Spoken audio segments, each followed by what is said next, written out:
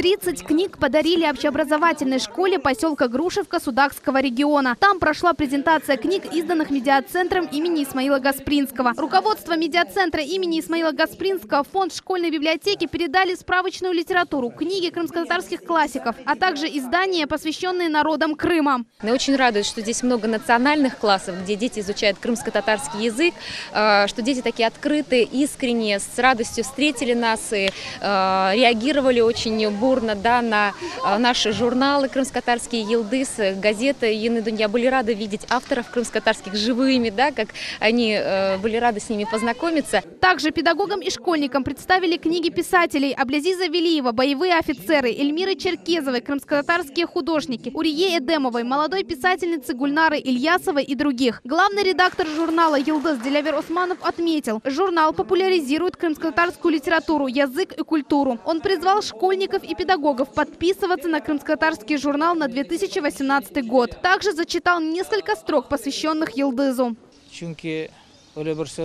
Если наш язык будет развиваться и мы будем его изучать, значит, у нас есть будущее. С этой целью мы познакомили школьников с журналом «Йылдыз». Педагоги с радостью приняли подарок. Отметили, несмотря на то, что школа не национальная, школьники углубленно изучают крымско-татарский язык. Из 24 классов 10 с крымско-татарским языком обучения. Мы очень рады, что нашей школе дарятся журнальчики и книжки, очень довольны. Я думаю, что наши учителя и дети будут с удовольствием читать эти журналы. В ближайшее время руководство медиацентра, авторы изданий и общественные деятели планируют посетить национальные школы в Белогорске, Бахчисарае и в Евпатории. В этом году медиацентром уже издано 10 книг. До конца текущего года планируется к изданию еще 15. Стоит отметить, большое внимание уделяется детской литературе и творчеству молодых писателей. Султания Истакаева, Иван Евдокимов, телеканал «Миллет».